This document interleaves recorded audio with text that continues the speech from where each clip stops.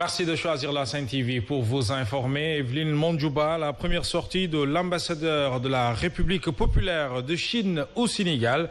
Son Excellence Tang Chun a fait le point de l'épidémie à coronavirus qui sévit dans son pays. C'était ce matin face à la presse. À ce jour, l'épidémie a fait 1016 morts et 42 638 personnes contaminées.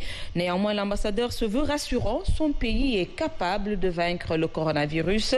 D'ailleurs, il révèle que tous les marchés de vente de viande d'animaux sauvages ont été fermés. Revenons sur cette rencontre avec le compte-rendu d'Abdaziz Sow et Pauline Thiam.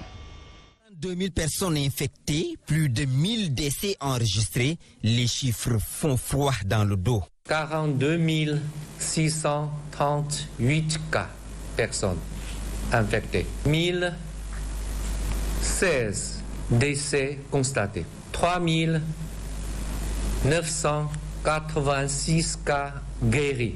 21 675 cas suspects. Le taux de mortalité estimé à environ 2%. Il ne faut pas donc céder à la terreur, soutient l'ambassadeur. À l'heure actuelle, l'épidémie est bien contenue.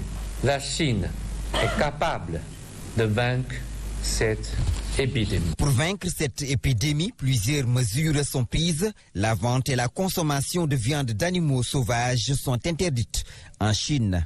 Il ne faut pas manger des choses non propres.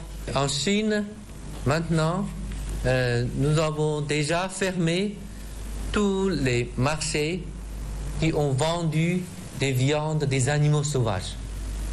C'est interdit maintenant. Tous les marchés où on vend des viandes, des poissons sont bien surveillés. Plus de 7000 Chinois résident au Sénégal. Ces derniers respectent toutes les mesures pour faire face au coronavirus, soutient l'ambassadeur.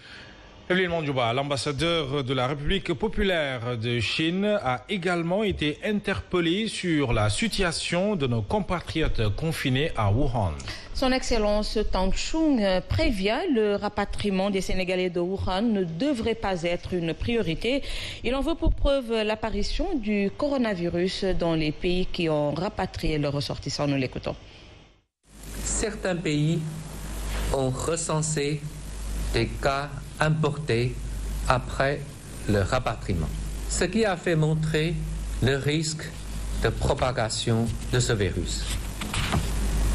Nous conseillons à tous les pays de suivre les recommandations de l'OMS en